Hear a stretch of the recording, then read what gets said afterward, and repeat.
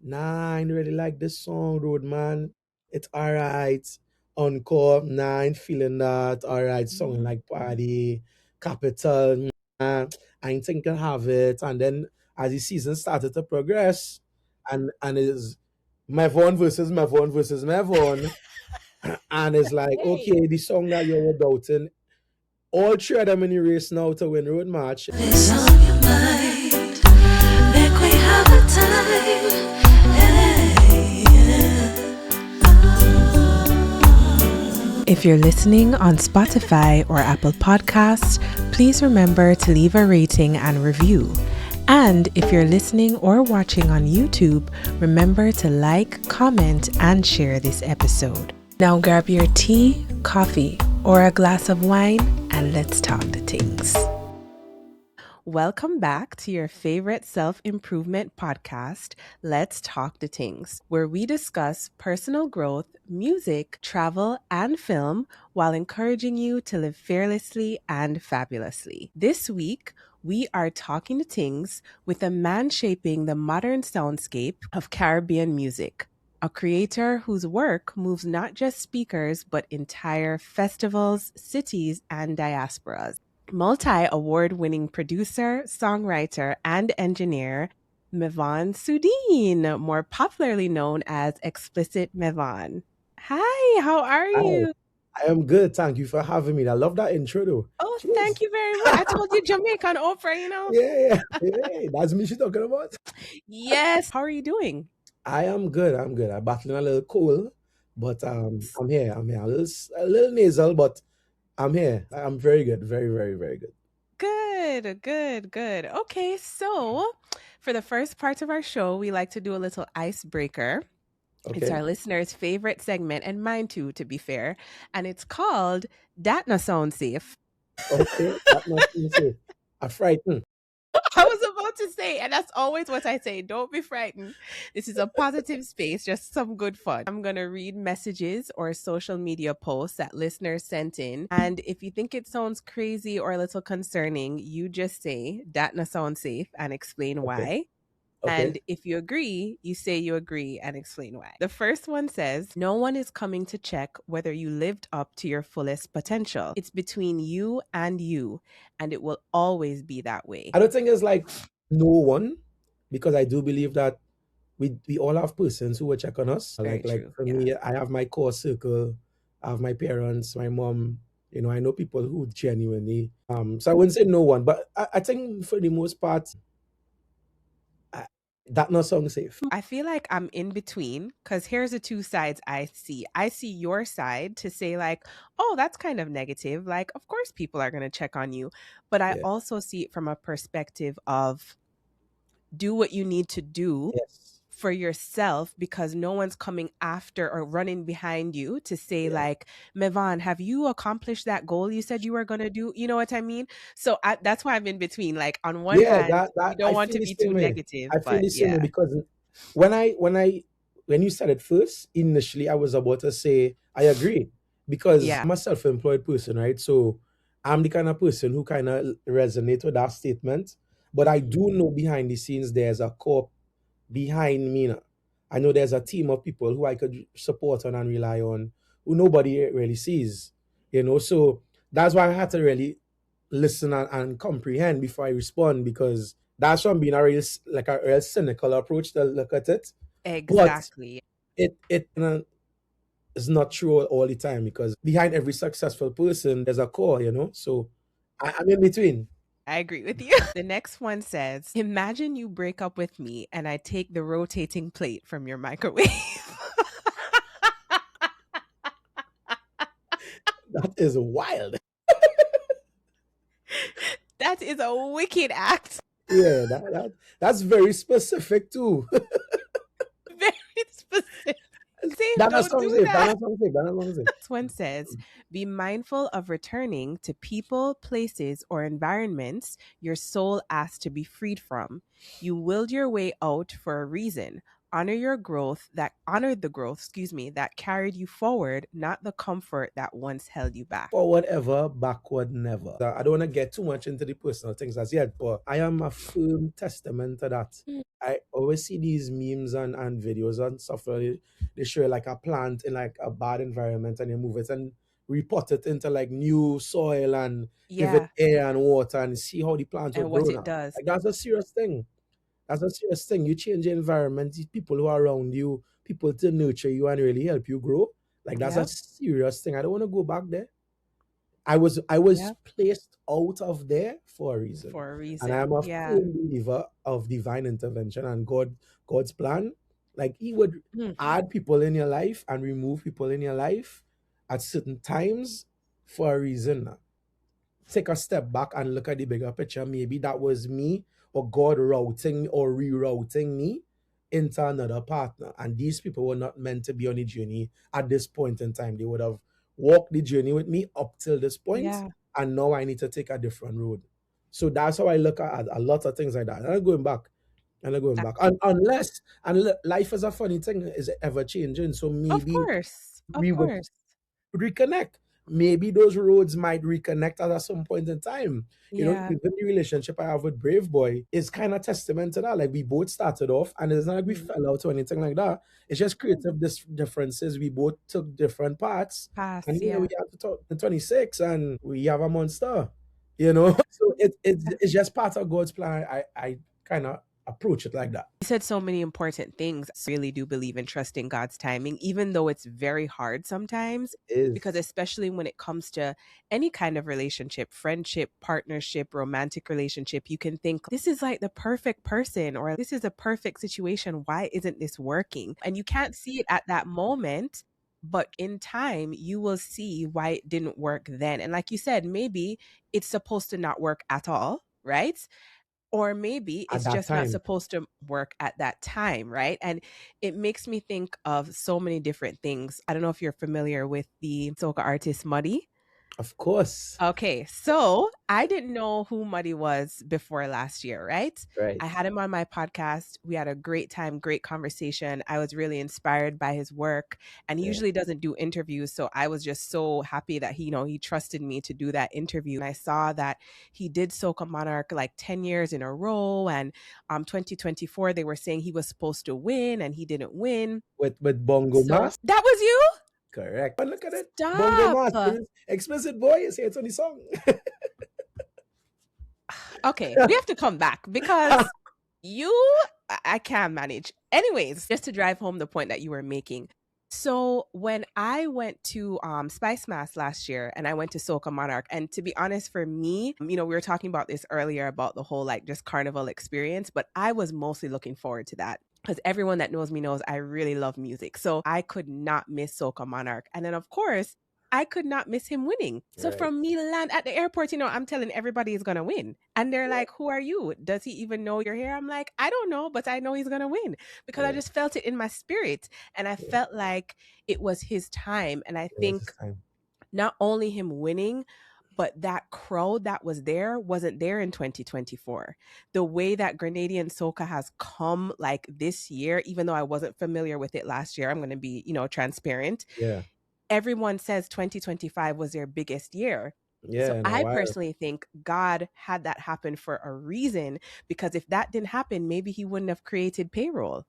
Exactly. And then for the environment piece of it, people don't really understand your environment really changes or affects the trajectory of your life, right? So if you're around me and every time you share a song, I'm like, I mean, it's okay. It kind of sounds like the same. And you're going to start to have self-doubt. You're going to be like, wait, I thought this was good. Versus if you're around me and I'm like, oh my God, this is so good. This part maybe change this, but this is really great. You're on the you're going to feel empowered. So I really think this sounds safe. And I think it's really important what you said, because lastly, my final point on this, you being as successful as you are now, and like I said, you keep surprising me with the stuff that you've done. And I'm sure you don't have to confirm or deny, but you probably have persons hitting you back up and, Us. reaching out and saying, I know I didn't like that one song, but say, I give you a whole podcast on that alone. I would say to you, I think it's important Yeah. that you make sure you have discernment, right? Because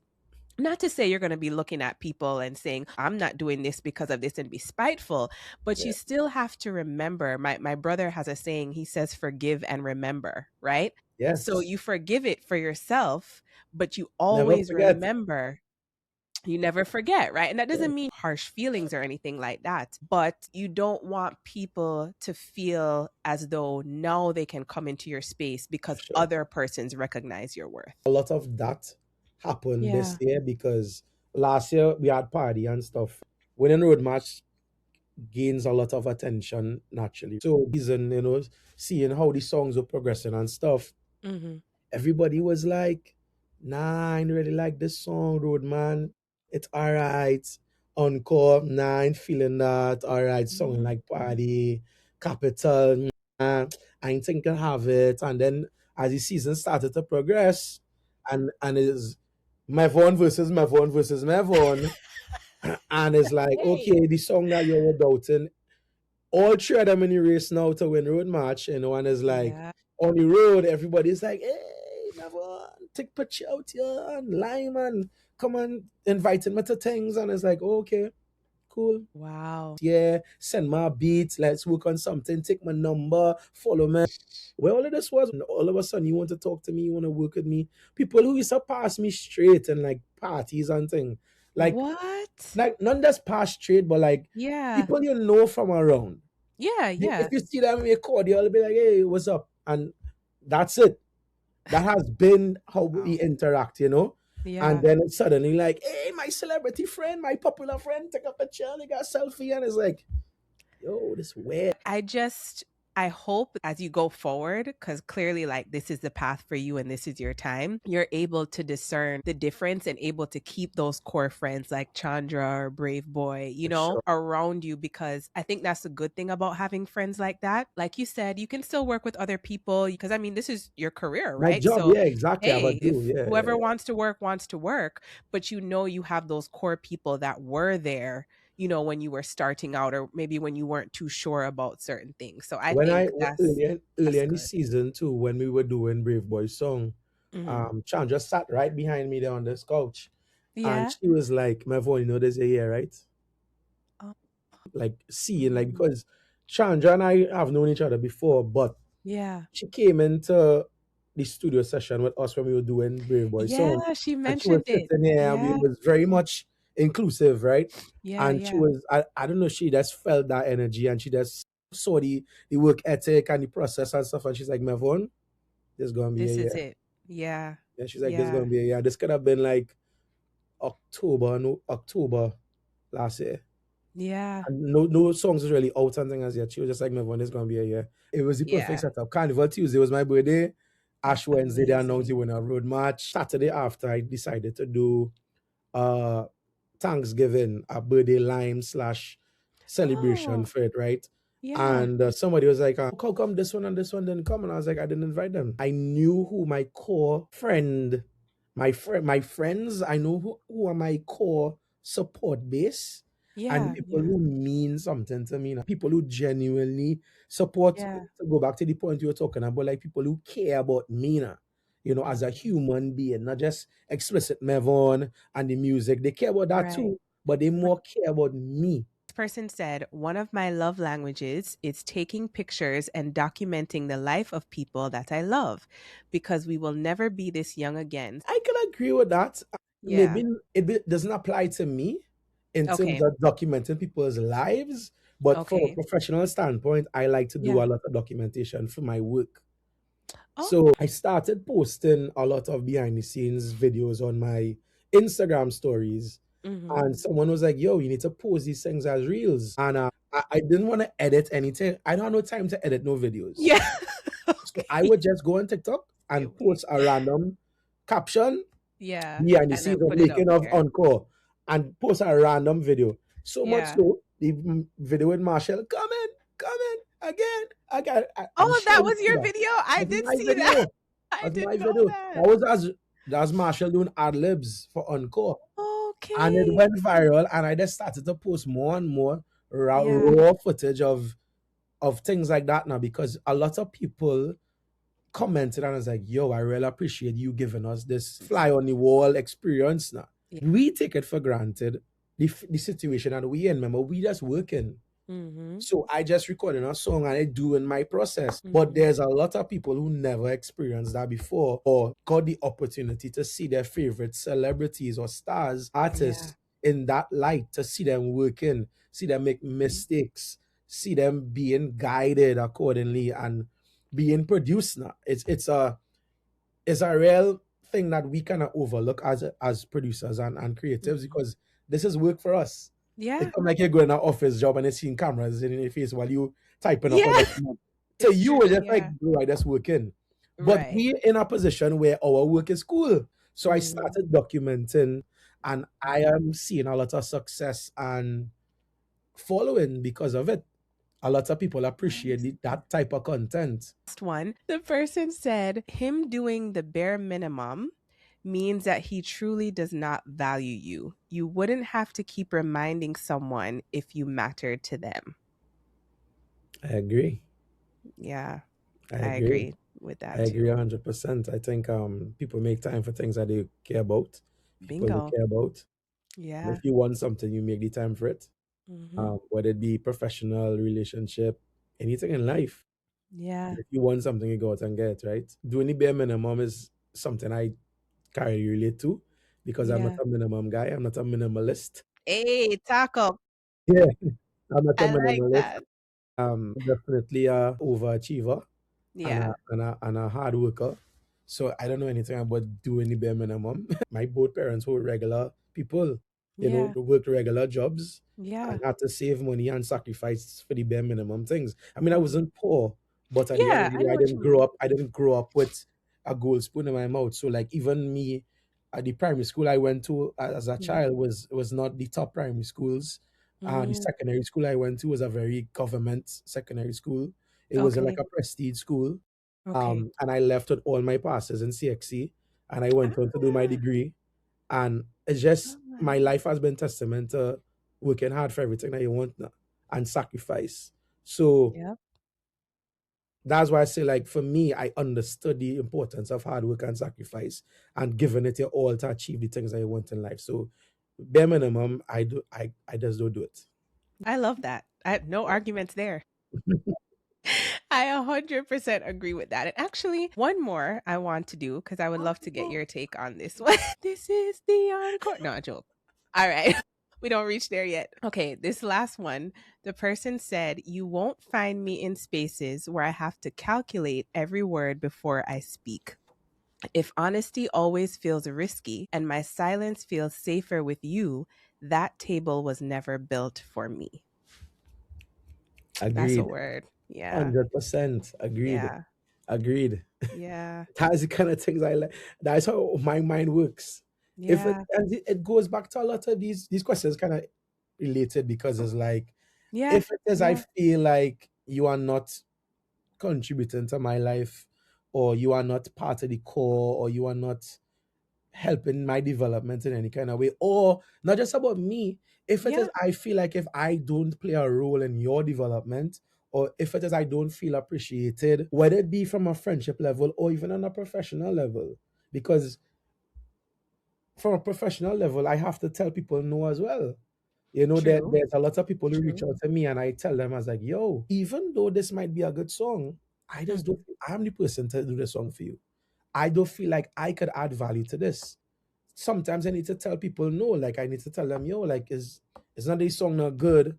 It's just not my style, or it's not for me. If it Mhm. is I'm in a space where I feel like I need to be muzzled, or I can't express myself, or my views and opinions doesn't matter, then I'm not gonna be there. There's a Roman Virgo and Assassin song. When Um I see See my my friends friends become come my enemies, enemy, I I stay stay far. See that song? far. No link, It's no one of my part. That's my favorite song. songs. One of my Yes. favorite songs of all Same. time. Yeah, Same. because it I feel like I went through this so much in my life, where Mhm. I had, I mean, enemies. maybe Yeah, a that's a little hard word. strong. Yeah, it's a Yeah, little that's a little strong. strong. But Yeah. I've seen where people switch up on you. Or I've Mhm. seen people who, like, in your face, they say something, but then behind your back, they say other things, or they silently plotting your downfall. One of the lessons I Yep. learned this year and experience, like, you know, the saying, people want to see you good, but not better than them. Absolutely. I live I that saying. lived that this year. I lived that this year. Like this year Yeah. in particular, I went through so much of that because last year when I had Party, right, Hmm. I wasn't really a threat to anybody. So everybody was Oh. rooting for the song, and it's like, yeah, the song is bad. Big up Mevon, you're doing good. Now Yep. back to back, who you feel he is? Yeah, now you need to Oh, relax. now you need to relax yourself. Now Yeah, you're now you need to overdoing it. Give me relax. a Yeah. chance. Now it's Yeah. like, nah, bro, you can't be Yeah. doing this now. You're trying to take my spot now, Yep. you know. And Yep. Oof. I lived that this year. That was the lesson I learned this year, and I Yeah. lived it now. That people want to see you good, but not better than them. Not better than them. Yeah. Woo. Well, that's what a way to end that segment. Hey, we have to keep it real. We are here to Talk keep it real. things. Exactly. We're talking the positive things, but we're teaching you some things as well. That was fun. It So was. now we're going to really talk the things and get into your whole repertoire, right? So I feel like Right. I have to draw for a deep breath, guys, because the list is long, long, Take long, a long, nice sip long. of water, yeah? Right. Just lay back and relax. Clear the throat.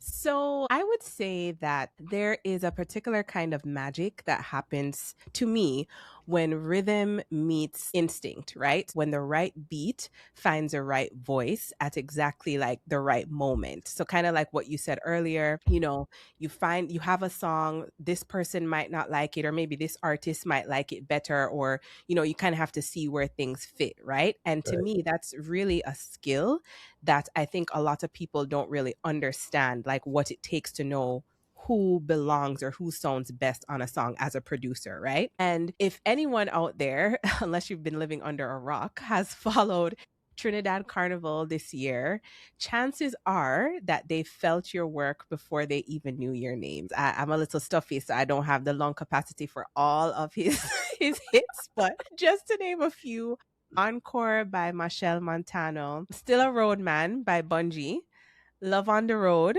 by Braveboy. You did Badgyal, right? Yeah. Bad girl, By Nailah and Patrice Patrice. and Nailah. And did you also do Kaya? Kaya by Freetown Collective, yeah. Kaya by Freetown. Okay, so just a few.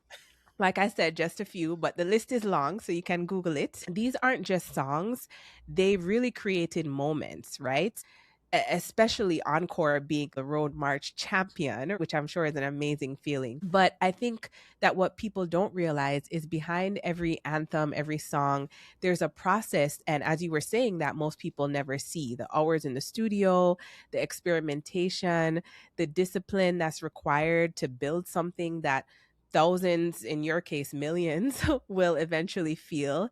And so, with that being said, I want our conversation today to focus on just that, the rhythm, the instinct, the collaboration, and what it means to produce music that travels from Trinidad to the They will. global stage, really, right?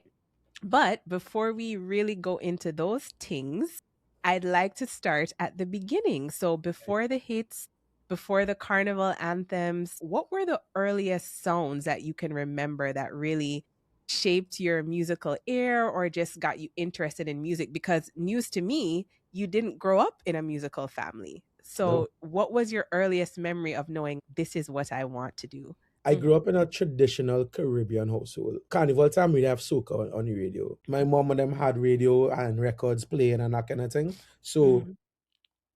in Trinidad, carnival time, soca playing, calypso playing. Yeah. Christmas time is parang playing, Christmas music playing. And outside of that is dancehall, reggae, pop, R&B, whatever is popular in the world. So I Yeah. grew up in a household of understanding different genres of music that were popular, right? Mm, And that is just from a normal listening perspective. You know, right. my mom cleaning the house, she have the radio on. I know the popular songs. Carnival time, the TV's on, radio's on, popular songs Yeah. playing, that kind of thing. So I always knew the songs, and I always remembered it and sang along to these songs. whether it be Christmas music to reggae to dancehall to calypso, soca, hip hop, R&B, whatever was popular on the radio at the point in time. So I Yeah. was very aware of music, and my mom was very a typical mom. So she doing anything in the house, music playing, Yeah. right? So we just very lively and very entertaining. Yeah. So as it relates to my love for music and what really shaped my sound, I would say that experience growing up in a regular household in the Caribbean. Mhm. And Mhm. then the primary school I went to was called Mucurapo Boys RC, Roman Catholic Boys School, but it was in the heart of St. James. And in Trinidad, St. James is known for being a very multicultural town or city. There's this celebration called Huse, Mhm.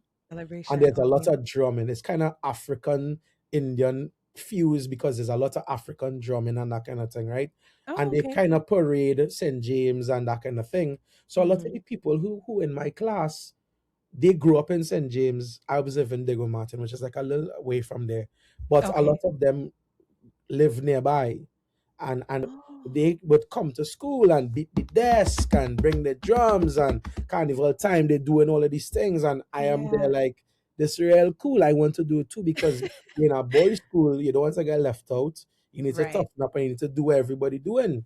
Of So when the course. whole class beating desk and everybody drumming and singing and that kind of thing, I was just like, yeah, I want to learn to do this too. And I started Yeah. drum and beat and sing, not professionally or Yeah. from Yeah. this is just off our vibes. This is just me being in the boys' school and Yeah. trying to be one of the boys with Trying to fit everybody in. else, Yeah. trying to fit in. But I liked it. It Yeah. wasn't not me doing it because somebody else was doing it. It's doing it because I felt joy. I felt a part of it. Mm. Yeah. And I think that really gave me the foundation to understand rhythm, Mm. understand culture too, because it was not just carnival time, but understanding the tassa and huse and that element of it, which is like Indian, Muslim, Yeah. and then I went to Catholic school. Yeah. Yeah. So carnival time they would have the different things in school and that kind of things. Mhm. It really shaped my understanding for the music from a holistic standpoint in Trinidad at least. But Yeah. as I said, growing up in Trinidad, the radio would play popular music from all over, predominantly dancehall and reggae music. In Trinidad, Really? dance, yeah. If you Oh, turn on the radio wow. now, popular music, Yeah. you are hearing reggae and dancehall. Wow. Oh my gosh. I would not expect that. Yeah, reggae and dancehall. And Wow. it starts as early as Ash Wednesday. It's almost, they literally Wow. call it the soca switch. So from Christmas time, they switch it Okay. on. Ash Yeah. Wednesday, they switch it off. Interesting. But in more modern times, more recent Mhm. times, that has been Mhm. changing. And I think it is because the songs are getting better. People are social media. People are Yeah. more in tune with, hey, we should push the culture throughout the year, not just for Yeah. carnival time. As a teenager, once again, I Mhm. was uh, exposed to a lot of hip hop and R&B anthem, because that, in my times growing up in the 2000s, that was the Yeah. popular music at the time. Popular music. Obviously, dancehall, 90s into 2000, which to me is the greatest era, dancehall for me, right? Yeah. I I grew up with the agree. Sean Paul, the Beanie Man, the Bounty, the BD, the Buju, all of that. Yeah. That was what I grew up on. Yeah. And all the Passa Passa and the Elephant Man, all the dances and all of these things. This was cool because that Yeah. when I know started to party and as a teenager and thing now. Yeah. But on the flip side, it was hip hop and R&B. So like Mhm. the Jay Z and the 50 Cent, Ja Rule, Ah. Shanti, Nas, all these Yeah. different people. That's who I grew up on, Biggie and Tupac and thing too. So Yeah. I fell in love with rap and R&B now. So that was the kind of music I liked to. And then getting a CD or an album or a tape, it Mhm. wasn't easy to find a dancehall one. But I could have Oh, go to the mall and buy a hip hop album or R&B interesting. album. It was easier to get those. Yeah. You know, Wow. in the early 2000s and 90s, it's like rhythm CDs or rhythm tapes, that kind of Yeah. thing. Yeah. And in Trinidad, it was not easy to find, you Oh, know. okay. So my earliest influences in music would definitely be dancehall, hip hop, and R&B. So that is why Wow, I that's love, so right? interesting. You notice I didn't say soca yet. Eh? My Uh-huh. birthday has always been in carnival. So Ah, a lot of my birthday parties would always be carnival related things because it's carnival time. And as I oh, said, I grew up okay. in a household where it's different seasons, we have different Mm-hmm. music playing. So I was always exposed to like Christmas music, and in Trinidad it's called Soca Parang, which is Trinidad Christmas Yes. music, right? Yep. So I always love the Trinidad Christmas music, and then that would lend itself into carnival. So it was soca parang Mm, into soca and calypso, and then got you. dancehall into hip hop and R&B, and then Yeah. in summertime they would bring dancehall artists to Trinidad, or they would bring hip hop artists to Trinidad, and that Mm-hmm. would be the big concerts. Those would be the artists headlining the shows. It wasn't Machel Montano one thing at the Oh, it point in wasn't time. Soca. Okay. Yeah, it wasn't so. I mean, soca artists would open for them. But the Wow. main show would have been whichever hip hop The artist they bring in international down. artists. Or Beanie Right. Man and Bounty and Shaggy and Sean Paul and all these Wow. people. Yeah. You know, Yeah. to this day, it's Popcorn and it's this one now. And it's Cartel Yeah. and you understand. So that's Yeah. what I was exposed That to. makes sense. Yeah. So I was exposed to everything, you know. But Yeah. majority of the time, let's say 9 months out of 12, Mm-hmm. is dancehall, hip hop, R&B, reggae. Yeah. As I said, I didn't grow up in a musical household, so there was no music to learn, or no keyboard, or no flute, or no recorder, Yeah. or no Yeah. even pan. A Wow. lot of people grow up with pans and pan size Yeah. and exposure to the steel pan. I didn't Yeah. really want to do that because as a teenager, that wasn't cool for me. That wasn't cool. I wanted Yeah. to be a DJ. So then in, Yeah. in my teenage years, me and my Yeah. friends started a song system, and we were DJing and stuff. And What? I was doing dancehall and hip hop and that kind of thing. And Nice. one of my mutual friends, he gave me the program to learn how to make beats, Fruity Loops 3. So like early 2000s, right? And I started dabbling in that, and I always like remixing things. So taking a dancehall beat and Mhm. putting hip hop acapellas on it, and making, just being creative Like with it, making it your own. making it my own. And next thing too, just to peel it back a little bit, is that when I was growing up, I always had a passion for drawing, right? So Oh. I was always creative from a baby, like kid. I was always Wow. drawing in the back of my copybooks in school. I would Yeah. tell a story about me drawing in the back of my mom's Bible, like going to church What? and thing, and I would be sitting down in the back of the church and just drawing in the Bible. So at the point in time, I was always expressive. And then Yeah. in secondary school, I did art for CXC. You Okay. know, so I did painting and drawing and that kind of thing, graphic Got design. you. I did all of that. And all of this didn't really click to me, or it wasn't part of a master plan at the point in time. Yeah. This was just me finding my way.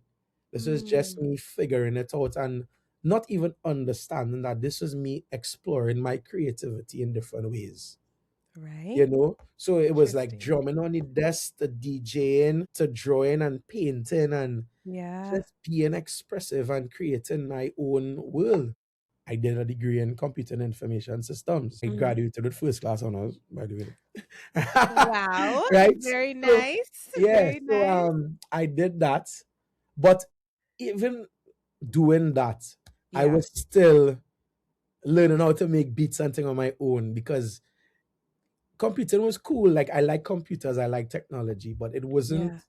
a passionate thing for me. I was good at it and I liked it, but it wasn't a form of expression for me. It For didn't you. really give me that fire that I was searching for. Yeah. Yeah. So I was still dabbling in the DJ thing and making beats. I started working.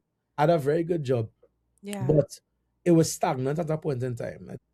In between that time, I was still making beats and doing music as a hobby. You know, that's when I met Braveboy in like 2012, 2013. And we were doing Yeah. hip hop and R&B music. I started in 2010. I said, you know what? I want to build my own space. So I converted a room, and I started. I buy a speaker 1 month. I work in it. I buy a Yeah. speaker with my salary. I buy a mic. I buy a chair. I buy a Nice. desk. I buy Yeah. a couch. I do the roof. I do the ceiling. I do the floor. And I slowly but surely, I did that for like 8 years. No. and then I had a proper space. Wow. 2018, Yeah. I decided to leave my job permanently to do music full time. And obviously, that wasn't an easy thing I because can imagine. my parents watching me like, I just spent all this money for you to do your degree and whatever, whatever. And you just want Yeah. to see us going and abandon that to do music full time. You crazy? Yeah. I know. They watching me like I going mad. But I Right. was I telling can them, I was like, yo, this imagine. not making sense for me anymore. I Yeah. have a space. I have equipment. Let me try this now. And you know what? Yeah.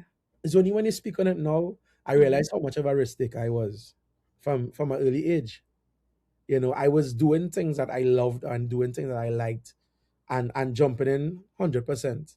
Remember, we talked earlier about not being a minimalist. I Yeah. realized that once I like something, I do it 100%. And Mm. from that, that was from childhood to now.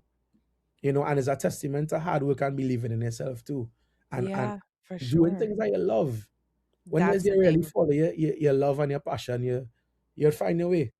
Yeah, no, 100%, 100%. That's a beautiful story. And even though you took that leap in 2018, what people are seeing in 2026, they might think it's an No, overnight thing, but it's nothing overnight about that journey. So that's even more the reason, again, just to bring it all together like we like to do here, why someone like you has to have discernment and has to protect your peace and your space because you've put in so much work and given so much of yourself to your art.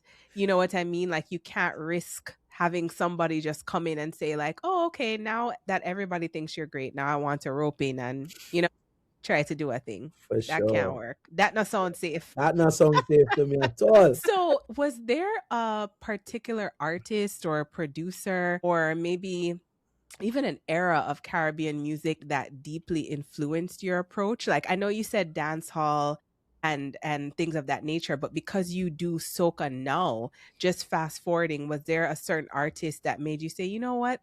Let me see if I can try my hand on, the soca genre. I mean, Machel Montano is king.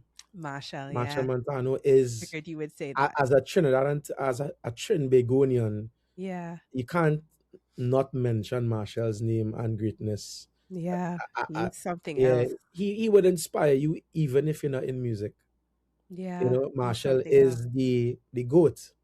You know, and I think anybody would want once you talk in music in Trinidad or in the Caribbean, I Yeah. think Machel Montano, his name should be mentioned, you know, as 100% an agree. influence or somebody who you would want to work with now.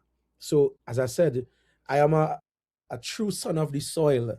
I can't be living in Yeah. Trinidad and going to carnival and playing mass and thing and not acknowledge the greatness of Machel Montano and Yeah. Yeah. aspiring to work with him at those early ages. Speaking of Machel, I've spoken about him a lot because so many things. Seeing him on Tiny Desk, that's something I spoke about a lot. I'm a Jamaican, and that like brought me to tears because I Serious. couldn't believe that one, Soca was on that level. And then also, like, he's just such a performer, even in somewhere like Tiny Desk.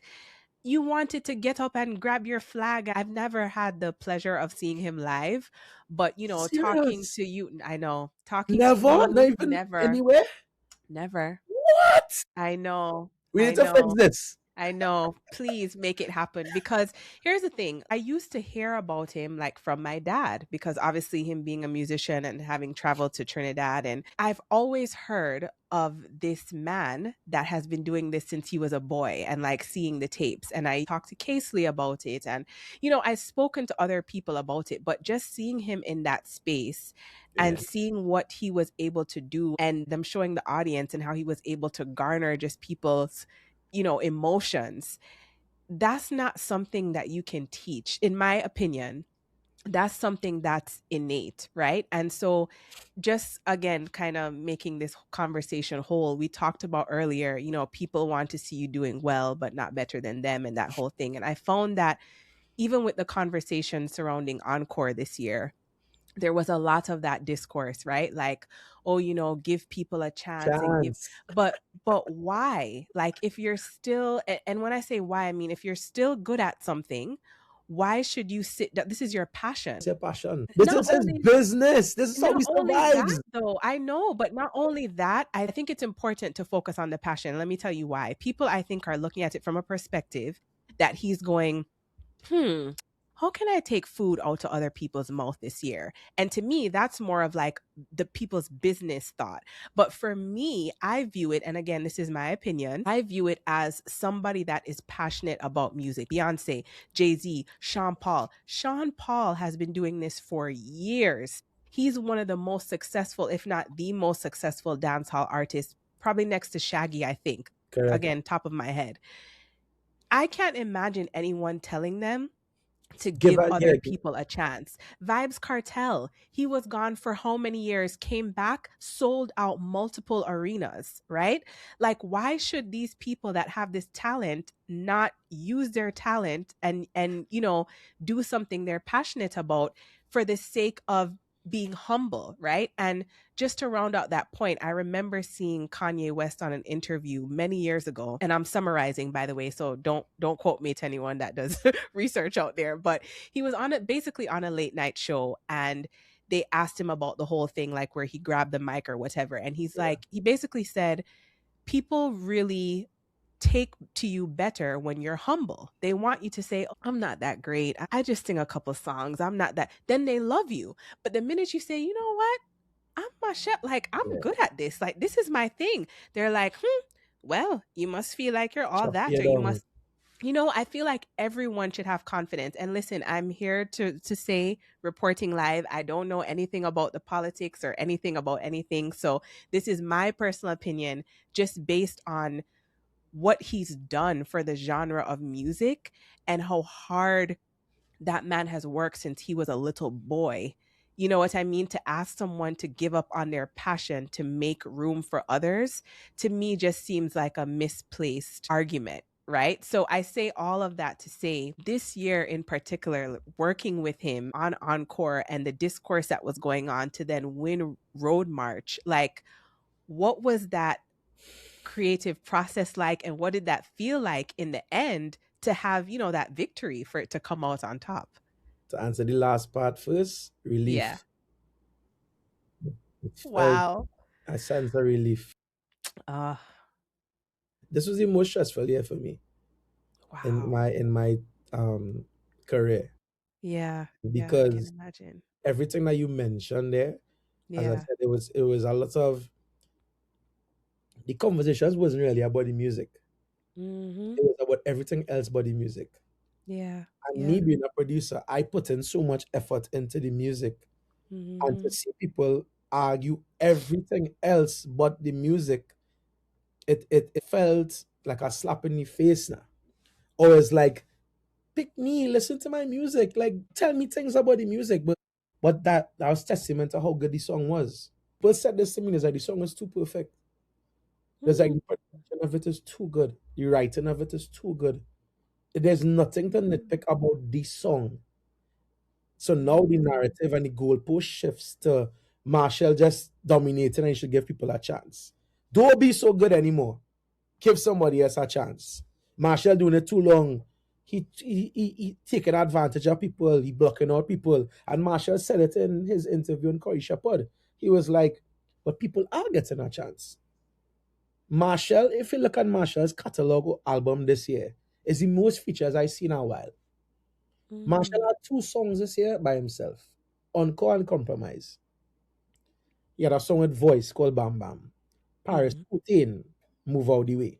He had Pull the Pin with Skinny and Lil Natty and Thunder. He had a song with Temper Wine. Out of his album, about 10 songs or 12 songs, and if not 9 to 10, was collabs. He had Dale by himself, Encore by himself, and Compromise by himself. Every other song was a collab. And some of them were collabs with younger artists. He was the only one who put younger artists on his stage this year. Yeah. Even the kids. You saw the Even the clips kids. bringing up the kids Yes. and young artists and stuff. Nobody else did that. Nobody else Yes. did that. It's amazing to me when these conversations just come full circle, because they're not planned. And as many people would know by now, my guests don't know the questions beforehand. So this is like a genuine conversation. Sure. It's really amazing to me just to see, as you said, how the conversation shifts when you're just so good. Like there's nothing else to talk about, right? As you said, if they were criticizing like the song or the music or something, that's Yeah, the fine. Everyone has a production weak, right to it didn't mix criticize. good, it didn't master good. I don't like his vocals, the vocals soft, maybe the key too high. If you tell me those kind of things, I'll be like, cool. I could take Yeah, that of and I could get course. better at it. But no, they have nothing to say about the song. It becomes a narrative game where Marshall Yeah, should move aside. He too old. He should give others a chance. He blocking yeah, out people. He dominating too much. He blocking this one out, and it's like, yo, yeah, you're yeah, just creating these false narratives to suit your agendas. yeah. That's So that very that to me was difficult. one of the biggest things for me to deal with this year, and then seeing the conversations online where Yeah, people talking about me, people saying I's part of the mafia and I's this and I's that, and I was like, oh, I just doing my job, yeah, and I just trying to hmm, create the best possible song. Remember, yeah. I also striving for greatness. So I am doing this to better myself. I compete on me. Exactly, I compete on exactly. me. Yeah, I try to outdo myself. And I try to yeah. raise the bar every single year. You telling me now the song too good. How? How that could be a bad thing? How is that bad? Yeah, How you make it? How you could tell somebody your song too good, that is a bad thing. That yeah, just don't make sense to me. I look yeah. at that as a, okay, that should be a good thing if your song too good. But no, But that's interesting to me that they would have that opinion of you because as I mentioned in the intro, you also did Still a Roadman with Bungie. You also did Bad Gal with Patrice and Nailah. So you're working with selective different memory loss. people.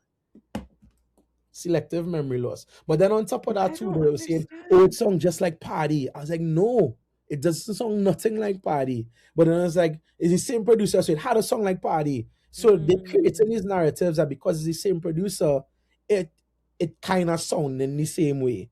But yeah. then you all telling me now you all hate this song, but you all love Party last year. But now if it's something similar to Party, why don't love it the same way? Yeah. Or on the flip side, you hate Encore Mhm. and or you love Party but you hate Encore, but you're telling me this song in the same. The same How you can love something last year and something song in the same confused. way and then hate it now? Like it Yeah. doesn't make sense now. But as I said, the dealing with Marshall side of things and Yeah. the narrative beyond the song, Mhm. and people say they say things about me. As I saying, is Wow. where people don't know me at all. People having Right. conversations on TikTok and things, Wow. and I mean, it's had a lot of people defending it too. People were saying, Right, "Well, right. you say what you want. The real winner is Mevon. Explicit Mevon win because at the end of the day, Mevon had a win." So It's I saw a true. lot of that Yeah. too, but it opened my eyes to how these conversations could get out of hand. And if it is you Mhm. don't have a thick skin or you can't protect your energy, you could get consumed by that. Yeah. And that is a dark place to be. That's a I can dark place to imagine. reside in. And that is why Yeah. when I started to read comments and things, I started to I stopped. Mm. I started to just not look at those things. And I Yeah. tried to focus on things that I was in control of and focus on the things that were progressive. That makes Focus on sense. doing what I needed to do. It's not just about being a silent producer making the music and that's it. Like if Yeah. you know me as a person and as a producer, Mhm. I don't do minimum. I said that. Yeah. I can't be a minimalist. I cannot just make a beat and sit down and just let the song be. And do I like to nothing. Yeah. win. I like to win. I like to succeed. If I put effort, energy into you, Of I want to see course. that song do the best it possibly can at that point in time. Yes. Yeah. So I was strategic. I was involved in the meetings with Marshall, and we were telling him like, "Yo, you need to sing this a certain way." We'll be in the crowd, and we have a couple WhatsApp groups. I'll be like, Mhm. "Marshall, boy, the crowd eating up the emotions right now. Get them Yeah. break down the music and sell the message." And we would Uh, be very strategic, and uh, it's like we go into parties for market research now. We going in there and analyzing the responses and seeing what working and what not working, and having Mm. calls after, like post-mortem Yeah. decisions, and be like, yo, next show we need to do it this way. Pull this out. Stop doing this. Do this. Do it this way. The Yeah. competition side, the get them flag and the designer, the Jay-Z's. We doing all of that. Wow. They Oh were, my and I mean, gosh. kudos to Marshall and Che and his team. Like they Yeah. trusted us to be a part of those conversations. It wasn't just about the music. As I said, we sat in discussions with sponsorship, with merchandising, with marketing, with Wow. strategic planning, Yeah. with Yeah. the road mixes, decision making, with artwork. We were fully involved in this song. So that's why when I saw some of the comments, it's like, wait, but like this, don't know what they're talking Don't about. even know. Yeah. And it's Wow. disrespectful to talk about things that you all don't know about. People have free will to have their opinions, and obviously there's definitely room for that, but it's important for people to be cognizant. And I said this on the episode with Braveboy, that you're speaking about somebody's art, right? Somebody put their all, whether it's artist or producer, or the songwriter or all three, they put a piece of themselves out in the world, which is not an To easy be thing to do, scrutinized to be or loved. scrutinized. And again, everyone is entitled to an opinion, but when it doesn't become about the actual music, that's where it gets a little iffy. So separate and apart from that, because that's like a whole thing, right? We can talk You about that also whole day. Right? That could be a whole episode. You also worked with, as I said earlier, Patrice and Nailah on Badgyal. How was that? And what is that difference with working with the female artist versus the male artist? Um, that song was easier to much easier as compared to Encore, because that was Okay. a rhythm that I did. Called it Super Okay. Box Rhythm. It was 3 songs on the rhythm. It was Okay. Patrice and Nailah on one song called Bad Gal. Mm-hmm. Rome and Nessa Preppy had a song called Wasi, and then I had lyrical Okay. called Road Thing. That was a Okay. 3 song rhythm. Every year I try to do a road rhythm with that kind of bounce Mm. for like the truck, and it has a kind of a tempo to it now, a mid groove. Yeah. You know, Yeah. I do that. I try to cover all bases. So I do some groovy songs which is slower BPMs, and then I do the mid tempo region, which is like Bad Gal, Yeah. and then I do Power Soca, which is the Encores and the Roadman and that kind of stuff. Got you. So I try to Okay. cover all bases every year. I'm a Got you. whiteboard too. I don't have it up now, but Yeah. I'm very, very left brain, right brain. So I'm very strategic, very organized, Yeah. very OCD. I'm Yeah. very, very no. I'm very, very planned out too. So I can tell. I'm very Yes. particular about everything I do. I don't make beats and Yeah. sell it. I'm not that kind of Oh, producer. I okay. fully involved from beat making to recording to mixing to mastering to artwork to promotion. Oh, wow. I Okay. am Are you involved in songwriting as well? Or sure. does it? Okay. So Bad Gal, I co-wrote that song. Oh, wow. You Okay. know, so we Nice. would have but that's Bad Gal was easy, as I said, because I had the beats and I Hmm. reached out to Hashim, which is he is from British Virgin Islands, but he lives in Trinidad. Right? Okay. Yeah, so he reached out to me for beats to write songs.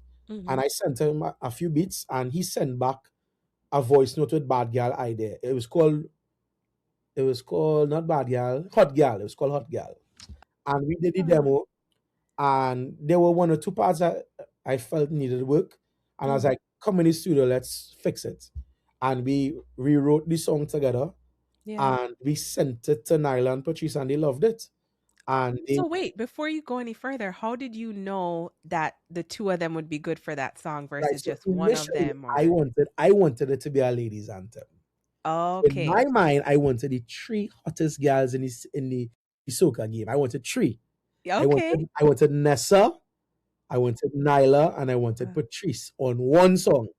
It only had Okay. 2 verses, and I was like, okay, let me just go for 2.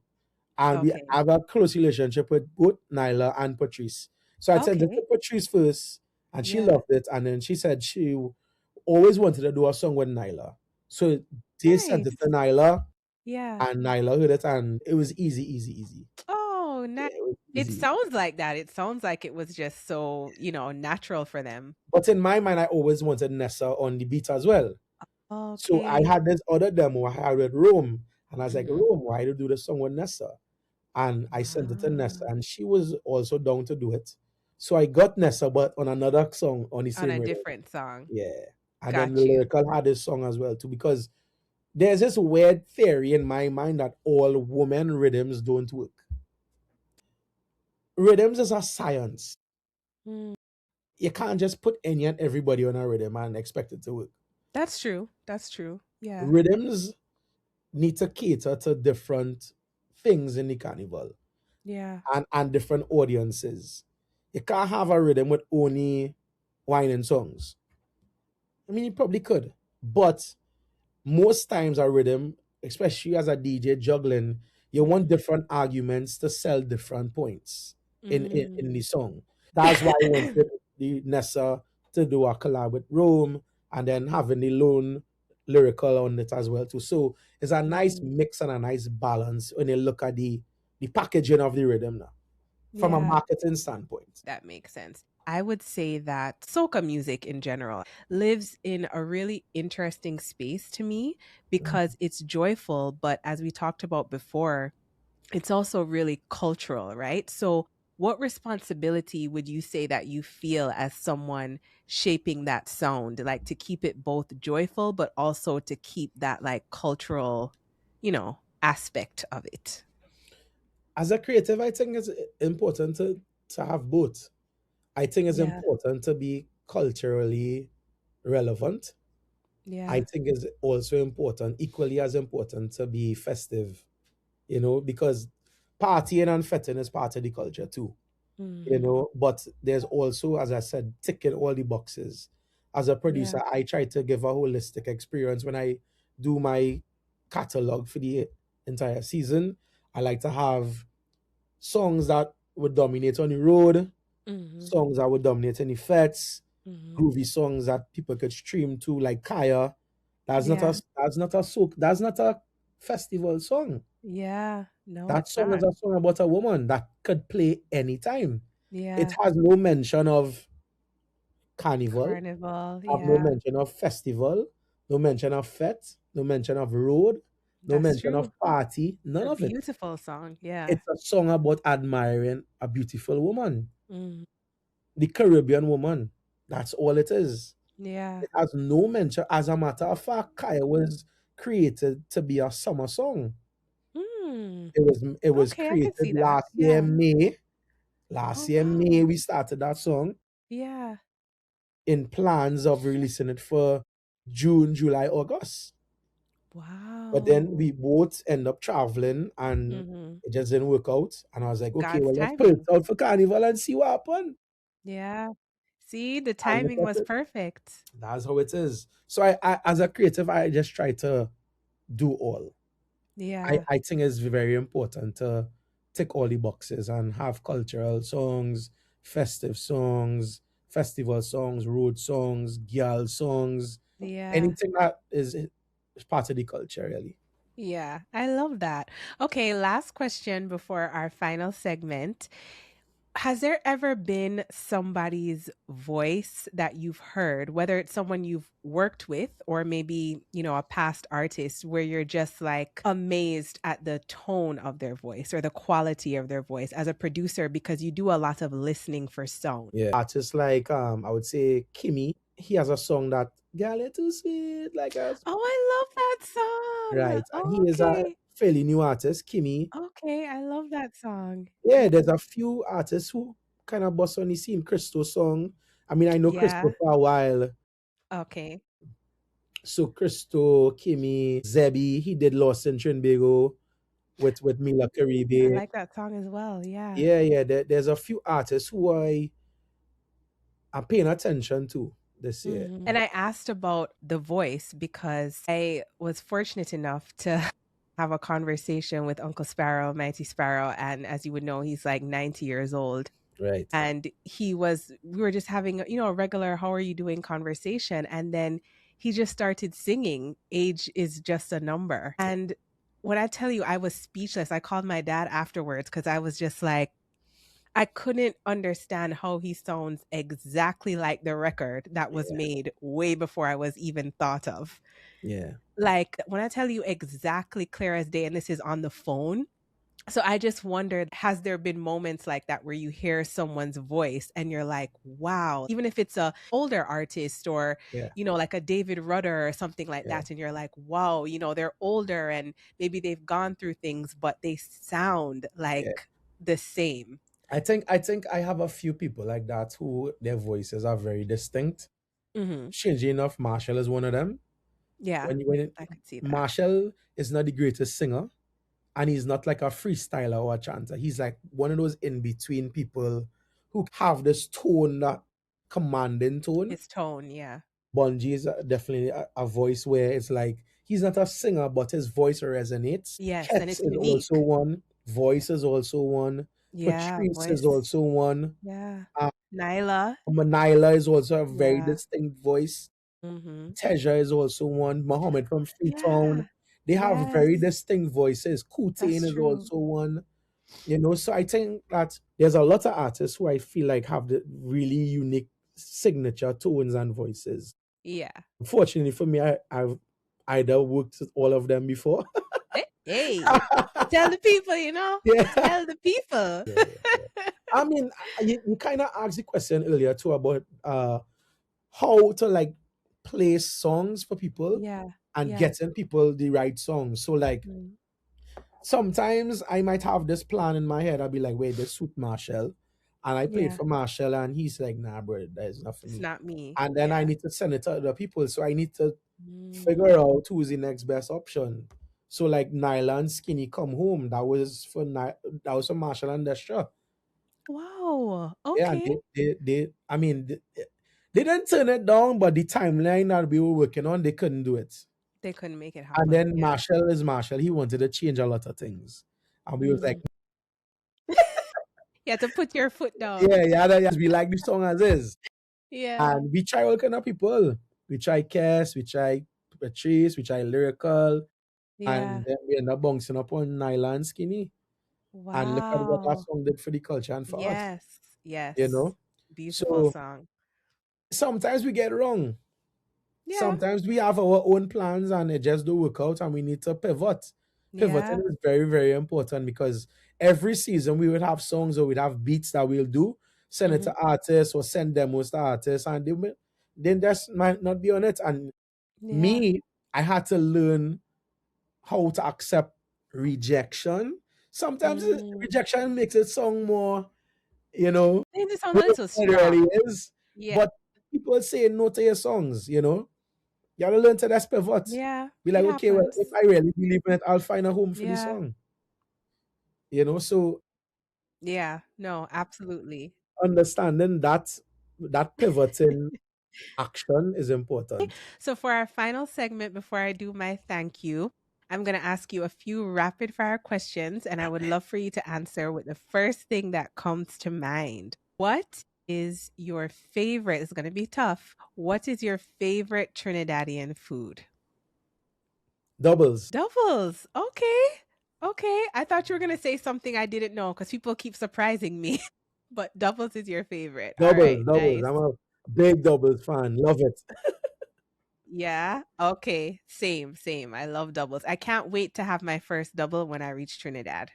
First place I Sure. need to go off of the plane. All right. If you could go to any Caribbean island, where would you go? This is something that has been like appearing in my vision for the Yeah. past 2 to 3 weeks. Yeah. Jamaica. What? I've never been. Yes. I've never been. Really? Never been. So I I went think I Cuba. need to go to Trinidad and you need to go to Jamaica I ASAP. went Dominican Republic. I went Cuba. I went Angola. What? I went Puerto Rico. I went all the islands surrounding. Mevon. I never went What? Jamaica. I swear to God. A man who loved dancehall and DJing like you never been to Jamaica? Never, never. My And, God. and the amount of Jamaicans I've met Yeah. this year in Yeah. Trinidad for Carnival, even on social media and stuff, everybody's inviting Yeah. me like, yo, you need to come for Jamaica Carnival. You need to You come do. Jamaica, Yeah. everybody, like, it's just maybe it's a sign from God. I need to I go. think it's a sign. Oh my gosh, that's Yeah. crazy. I would say Jamaica because I've been to a lot of different islands, but Mhm. out of all, Jamaica is the one Yeah. I've never been to. Wow. Okay, we both have homework to do. Yeah. What is a sound that you look out for that most people probably wouldn't look out for when they're listening to music? So, for example, when I listen to a song, I don't just listen to the singer, singing the main part of the song. I'm listening to the harmonies, the Right. backgrounds, because that's how I listen to music. So, you as a producer, when you're listening to music or even making music, what Mhm. are some sounds that you kind of key in on? Right. So as a producer, I Yeah, am 100% biased to the beat. makes sense. I Okay. was having a discussion with some friends this weekend going here, and we were Yeah. talking about how certain people listen to lyrics. So I Yeah. had a partner who's a drummer. He listened to the drums. Makes I have a sense. friend Yeah. who's an artist. He listened to the lyrics. He's a writer. He listened to the lyrics. Yeah. Me as a producer, I listen to the beat. I want to feel how that beat knocking. Yeah. So that's not from a personal standpoint. I do feel listen to the lyrics half the time because to Mm. me, music is a feeling thing. Yes, it And is. is testament to the fact that we can listen to like Burna Boy, Igbo, and Shayo and sing these things, Yeah. and we don't know what they're talking about, We don't know and we what they're singing it saying. out, or we can listen to Yes. Bad Bunny, and I can't speak Spanish. Yeah. I could listen to these songs and not know what they're saying, but Yep. still vibe to it. And because it's a feeling, it's a mood, it's just one of those things that make you feel a certain way now. And that Yeah. emotional connection I do believe that lots of it has to do with the music, but I also believe that the melodies in particular is more important Mhm. than what they're saying. Because song is not just lyrics, it's lyrics with melody. Yeah. So I would True. say R&B and hip hop guy. So I like to create mood first. Most of my beats, I Mhm. would start with the chords, or if I go into samples, something that makes me feel warm or feel happy or feel angry. That Yeah. whatever feeling I want to feel a particular way. If I don't feel anyway, I'm not connected to it. So whether it be Mm. I feel to get on bad and mash up the place, or I'm Yeah. feeling real soft and I'm feeling in love and I'm feeling real mushy inside, or I feel real inspirational and uplifting. If Yeah. I feel that connection to it, that is what drives my creativity moving forward. So Yeah. any song that can make me feel anyway, I am definitely connected to it. So I mood love and that. emotional connection, I would say, in the music and the melodies. Okay, perfect. And then the last question, what is or who is one artist, past or present, that you would love to not just work with, but maybe build an entire album with? Michael Jackson. My gosh, can you imagine? That Michael would Jackson. be or would have Bob been Marley too. I amazing. mean, Bob I Marley. respect Bob Marley. Yeah. Yeah, Michael Jackson for sure. So now I have to ask, presently, who would you want to do an album with? Okay, so I have never done a original song with Kes. Okay. I've done work with Kes before. I've done like Yeah. recordings with him for other people, background vocals I've recorded, even demos and stuff, but I've never released the actual song with Kes. I Okay. would say Kes is definitely someone I would like to work with, not just an album, Okay. but actually work with. Album boy, Usher. Usher. That I'm would a be big Usher good. fan. Big That Usher would be fan. really interesting. Big Usher fan. I Yeah. still Chris Brown, Usher, even Justin Bieber. I Hmm. really like those artists. Cartel. Amazing. I would love to do an album with Cartel. Yes. Oh my gosh, that would sound amazing. Very nice. All right. So, this is a part of the show where I do my thank you and I always give the disclaimer. Please try to hold your tears because we can both be on here crying. Yeah. But it's just something that I like to do to thank my guests for coming. So, Mevon, I loved this conversation. As I've told you several times, I'm a music lover, so I could probably talk to you for 2 more hours. Part two, part three, a trilogy. Part two, yeah. But I think the important part to this conversation was to show that producers often work in what I would say like the shadows of the spotlight, right? So when we look at music that defines like a cultural moment, the records that people remember years later and the architecture of those moments, it begins in the studio where you are right now, right? And often with a lot of work and a lot of input and a lot of times quietly in the sense of, as you said, you just started sharing behind the scenes on TikTok and things like that. But a lot of times, and with a lot of producers, they don't have time to do edits and do all that stuff. So people aren't really seeing what goes behind making songs. So I'm really happy that, you've entered your content creation era and sharing those behind the scenes moments. But, this carnival season alone, the work you've helped create, again, Encore, Still a Road Man, Love on the Road, Badgyal, Kaya, like those are more than just songs.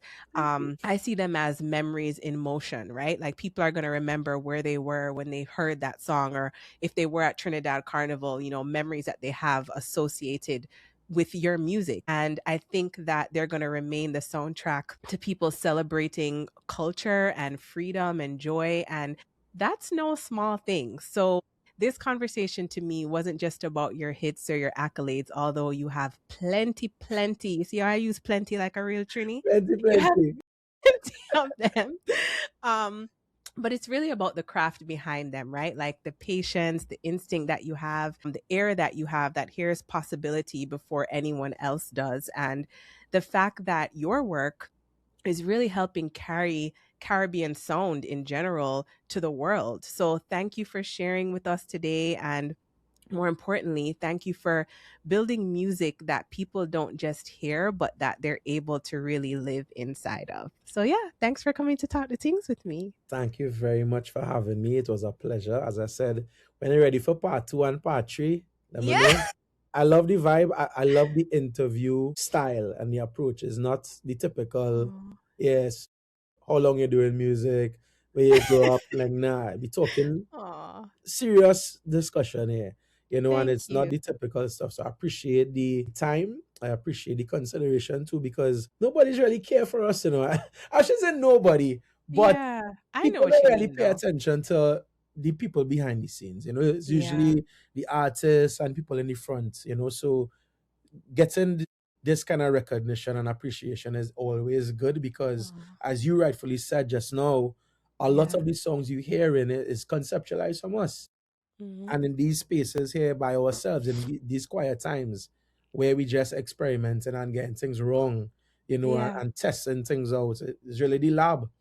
So we trying Hmm. to figure it out and then testing it in the public basically now. So Yeah. it's great to be recognized and appreciated and Aw, have these wonderful conversations for history, because yes. I'm happy that we could document these conversations for years to come, so people could look back and be like, wait, these things happen at this particular time, and we've got the the exclusive to talk to us and really Yes. let us express ourselves in this way.